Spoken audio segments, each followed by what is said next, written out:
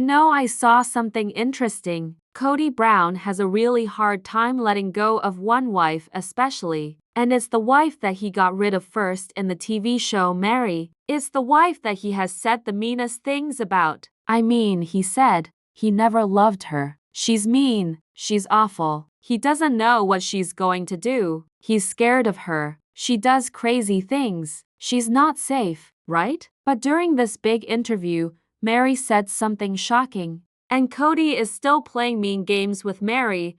At least in the fall of 2024. She told Suki at the very start of this episode this video I'm making. She told Suki that just a few weeks before she did this big interview, Kody had called her. He told Meri that he was still really sad about losing their marriage. I really don't think Kody would ever say this in public, but this sounds just like what Kody has done to Meri for years. In public, he says these terrible things about her. He's not in love with her. She hurt him badly. He wants to keep talking about the fake boyfriend situation, which didn't even matter.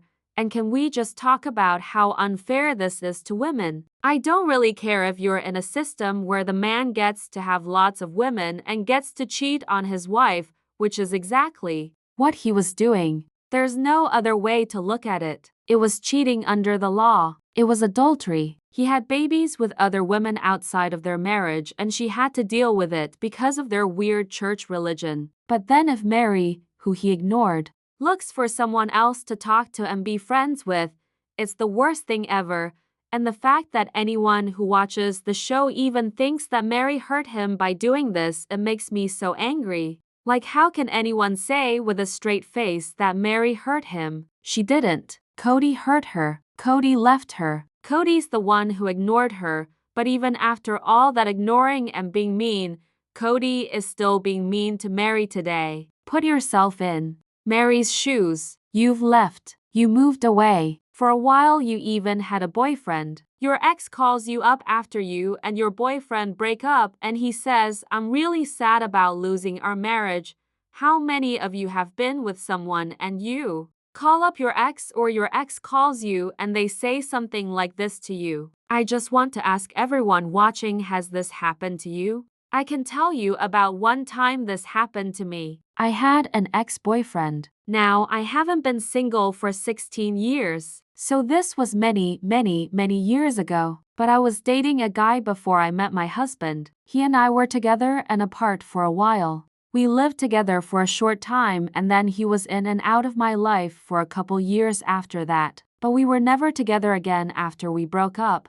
But after my husband and I got together, he kept coming back and emailing me. He told me that he missed me and that he wanted to see me and that he missed spending time with me. This was even when I was engaged at one point. And then the last time he did this to me was after I got married in the very first year of my marriage. And I had to block him because I told him, "I'm married. You can't do this to me." When someone calls you up your ex and tells you that they miss you, they're not telling you that they miss you because they want to talk about how your relationship ended. They're playing games with you. They're trying to make your heart feel things and get you pulled back to them.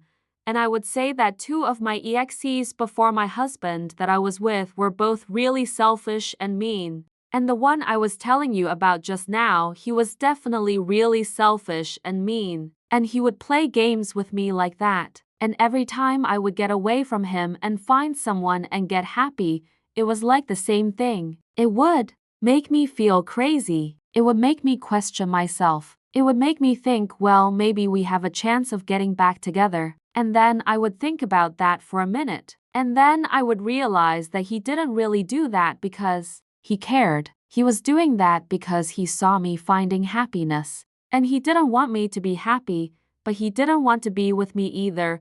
It's a way to play games with someone's heart. Kody will not let Meri go even after Meri has left. If you are sad about something, you figure that out by yourself. This is an example of me giving it back to him to handle. He doesn't get to make me feel bad with his sadness about our relationship after all of the things that he said. I'm not saying he can't be sad, he just can't bring it to me. This is the confusion. This is the confusion that I talk about. I know that Meri has had quite a bit of therapy, or at least she's been working on herself and trying to get better. And I think she's starting to understand when people are mean to her in sneaky ways, but I don't believe she's doing the kind of therapy that Christine has been doing. And because I've gone through therapy and because I've had really selfish and mean family members and ex-boyfriends, I want to just share this. Maybe this will help you if you're going through what Meri's going through. Instead of just talking about drama in this video, maybe I could help you a little bit to understand what he's doing to her. So we all know that he's a narcissist. I know that you guys hate that. Some of you hate that I always call him that. You say if you say it one more time, I'm going to hit my head on the table. But you can't talk about Kody without talking about his really bad personality problem and the damage it does to the people around him. And when you understand what a narcissist does and what they want attention. They need attention. They need the good feelings that people give them, whether it's good or bad attention. Okay? And Kody has said that before all of this fell apart, he had a family where everyone thought he was amazing. He felt good about himself because they made him feel like the most important person in the world and like a god. So a narcissist doesn't look at you or me as real people. They look at us as a way to get their needs met for attention and feeling good about themselves. It's all about getting what they want. And if they have someone in their life who gave them good feelings before, someone who was there to help them and be loyal, they have a really hard time letting go of those people, because those people might get pulled back in, and those people will give them the attention and good feelings that they need. And for a lot of people, when they break up with a narcissist, it's a really scary time, because when you get away from their mind games and you can start to see things clearly, you start to feel normal. I remember when I cut off family members, it took me about a year to kind of calm down from what I had gone through. And I realized that my whole life until I stopped talking to them was so confusing. I felt like I was always in this mind game of never feeling good enough. I was always being told that I wasn't enough and that I was somehow not meeting what they wanted. There were so many lies and things that weren't true and making me feel crazy. And then when I got away from it, the narcissists don't want to let you go because they want to keep getting good feelings from you. So once they've thrown you away and made you feel bad, they do what's called hoovering, like a vacuum cleaner. They hover around you and they want to suck you back into their mess. And it's a part of how narcissists hurt people over and over. So Kody has had her in this cycle of being hurt for 30 plus years. So Meri says, I'm not going to let him make me feel bad with his sadness. And while it's an interesting way for her to say that, Kody has often said that Meri made him feel bad with how she felt. And I think it's sad that they lived in a family where having feelings was seen as making someone else feel bad, right? And he said that he didn't want to deal with her problems. And now she's saying, I don't want to deal with his problems. He's not asking her to deal with any problems. He's not doing that. And I think she's not understanding what he's doing. He's trying to suck her back in. And what hoovering looks like is they'll contact you. So you stop talking to the narcissist, or they've stopped talking to you. And then suddenly they contact you and they want to say sorry. They promise they're going to change. They want to be your friend. They want you to forget about what happened. And then they start being really nice to you, right? And they want to make you feel good. They call you their favorite ex-wife. They say that you're their friend. They want to have talks with you about feelings. They talk about what you're going to do in the future. They want to remind you how great you are, and they might also do things like force you to interact. So, they might text you by accident. They might email you. They might call you and say, I thought I was calling someone else, right? Or they might run into you in a place where you shouldn't be running into them. They also like to make up big problems. This is something that happens in my family, where they always had a reason they needed to contact me because there was an urgent crisis. And this is always how I got pulled back in. They can also use your family and friends. So if they can't talk to you directly, they might try to talk to you through your friends and family. They use your friends and family like messengers, and they also, while they're doing all of these things, they try to make you feel crazy. They try to make you believe that what you went through with them wasn't as bad as you thought it was. So they're doing it because they want you to be back with them because they need the good feelings that you give them. And they want you back. So, in order to get you back, they know they were mean. So they need to make you think that what you went through isn't what you really went through. And they need to find a million different ways to get you back in their life. But the truth is that it's just the same thing over and over. Because once you get back into their life, nothing will change. It'll be the exact same cycle. You'll go through them being really nice to you, and then them being mean to you, and then they throw you away, and then they try to get you back again. And it's just like this sick cycle that they go through. And so he's been doing this to Meri for a million years. And stopping cycles of narcissistic hurt is so hard, especially if they're your partner or a parent or a brother or sister. Because narcissists use your kindness and caring and hurt feelings and are want to see people change and do better. So they can say all the right things to get you to come back to them. So what I noticed about Meri is she said, I told him that it wasn't his place to do this to me anymore, and he got mad at me. He said that he could do this. He had a right to talk to me about this.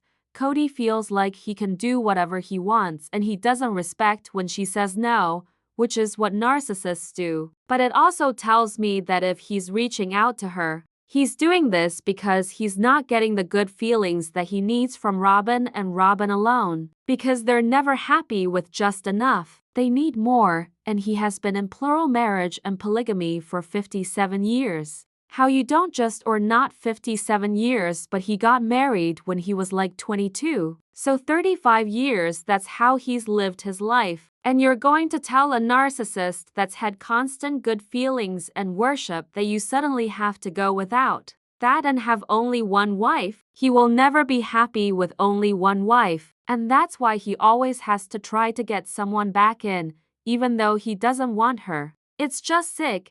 And I would guess that over the years, this is exactly what he did to Meri, and this is exactly how she was kept confused and hurt. And in this episode, Christine said that Kody played mind games with them. He kept them confused. She specifically got angry at Kody for crying when Meri left because she felt embarrassed that he would do that. Because he's the reason why the family fell apart. He doesn't get to cry and be sad that she's leaving because he caused it. And it's not fair to Meri to put her through that. Meri and Christine have always had a lot of fighting, but Christine tells the truth. And sometimes people don't like to be around friends that tell the truth and can see things for what they are. But in October at least of 2024, Kody was still not willing to let Meri go. Meri was obviously in a better place then where she didn't want anything to do with him. And I think even now we're in June of 2025, she's way better than she was then, right? She's like so much better than she was then. Her and Kody don't have any kind of relationship, but I bet you he's just one bad day away from trying to call her and get her back. Even though he says on the show that he doesn't want her back, she is the one that he can't let go. She was the most loyal. She was the most giving. She gave up the most for him. And no matter what he says, he cannot let her go, and Meri needs to be strong. And I would tell Meri to go no contact because Kody won't give up. Even no matter what he says on this show, he will not give up ever. And this is why Janelle has gone back to him 3 or 4 times in the past, because he won't give up. That's why all of them should not talk to him at all. The reality is that breaking free from this kind of manipulation takes incredible strength and support. Meri has already taken the hardest step by physically leaving and creating distance, but the emotional manipulation continues to follow her. This is unfortunately typical of narcissistic abuse patterns. The abuser doesn't simply accept the end of the relationship and move on peacefully. Instead, they continue to find ways to maintain control and keep their victims emotionally tethered to them.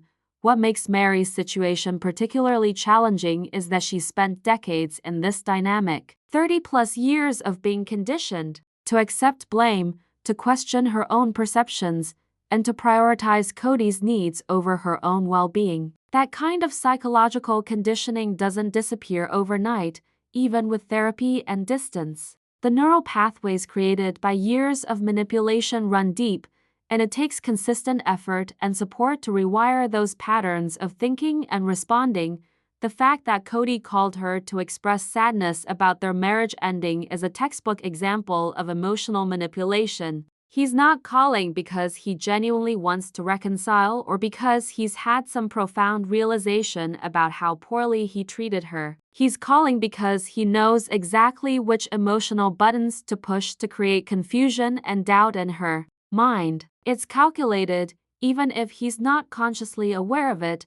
This type of contact serves multiple purposes for the narcissist. First, it maintains a connection and keeps the victim from fully moving on. Second, it provides them with the emotional supply they crave, the knowledge that they still have power over someone's emotions. Third, it keeps the door open for potential future manipulation if they need it. And finally, it allows them to maintain the narrative that they're the wronged party, the one who's sad and hurting, rather than the one who caused the pain. For Meri, recognizing these patterns is crucial for her continued healing. Every time she engages with these manipulative tactics, she risks being pulled back into the cycle of confusion and self-doubt that kept her trapped for so many years. The goal isn't to understand why Kody does these things or to feel sorry for him. The goal is to protect herself from further emotional harm.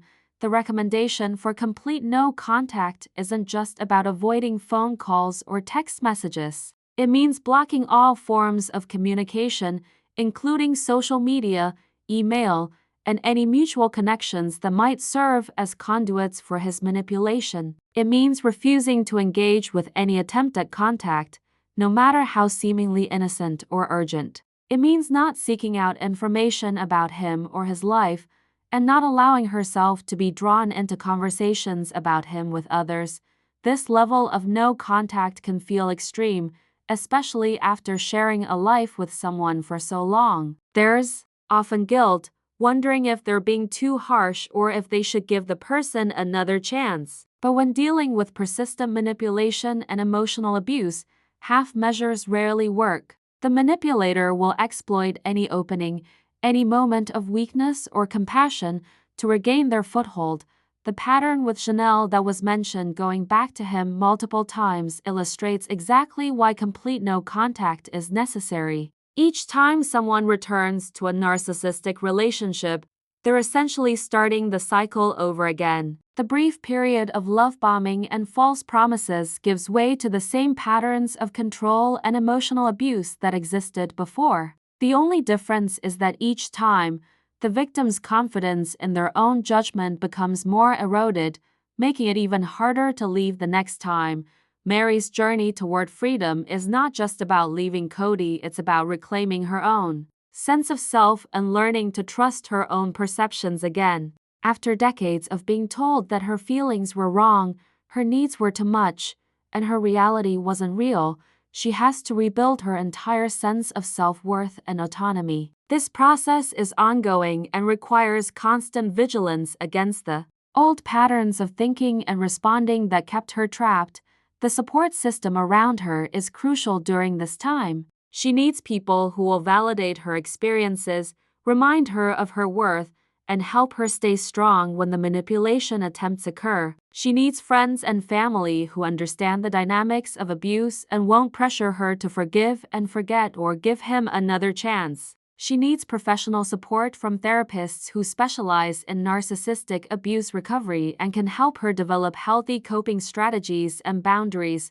Most importantly, Meri needs to understand that Kody's inability to let go is not a reflection of love or genuine remorse. It's a reflection of his own psychological dysfunction and need for control. His persistence in trying to maintain contact isn't romantic or touching. It's a continuation of the abuse in a different form. The sooner she can fully internalize this truth and stop hoping for genuine change or closure from him, the sooner she can focus entirely on her own healing and future happiness. So, what are your thoughts? Let me know in the comments below. Make sure to give this video a thumbs up. Make sure to subscribe to my channel if you haven't subscribed and click the bell so you never miss a video. Thanks so much for watching. Bye guys.